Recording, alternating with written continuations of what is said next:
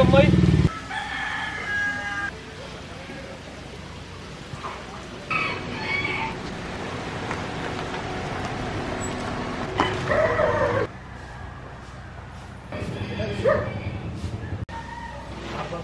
Day 1 after ng bagyo. Grabe yung bagyo talaga mga siaw.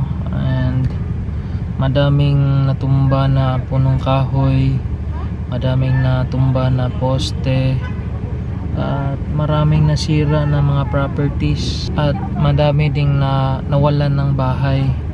Madami ding natumba na kahoy sa amin. Good thing wala hindi natanggal yung atop namin, yung roof. Pero okay lang, at least walang napahamak sa pamilya ko.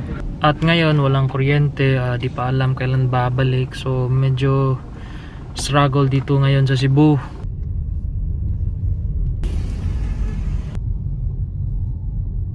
At ngayon guys, ang sobrang traffic. Mga 1 hour plus na kami dito ni Malaya. Si Malaya lumabas, bumili ng pagkain kasi nagugutom daw siya. Number 1 cause ng traffic ay yung mataas na pila sa mga sa gasoline station. Yun. Ikadalawa, yung mga basura at saka mga naputol na mga sanga. Hindi. So ayun guys, tapos na kaming maligo ni Malaya. At grabe, nakakapanibago kasi yung sa lugar namin, ang daming mga puno. Ngayon nakalbo na. So papakita ko sa inyo. Nakakapanibago kasi sobrang liwanag.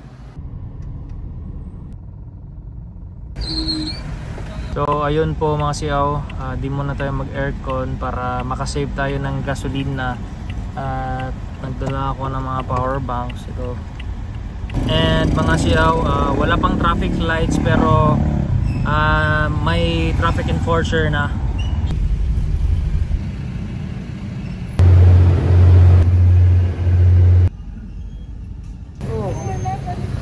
Time check guys, 11:02 na.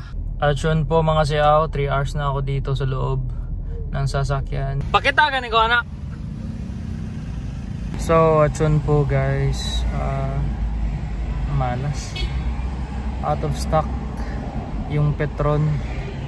So alas 12 na guys. Itatry ko dito sa Petron Guadalupe.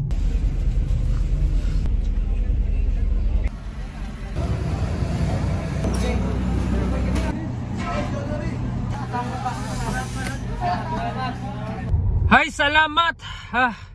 Naka full tank din. So mga siaw, dito matatapos yung vlog ko. And sa mga taga Cebu na naapektahan sa bagyo, laban lang tayo. Minsan talaga sa buhay, I mean every year meron talagang challenge. Grabe, last year yung COVID, ngayon grabe yung bagyo. Yun guys, wag tayo mawala ng pag-asa and ingat tayo palagi, and pray lang tayo.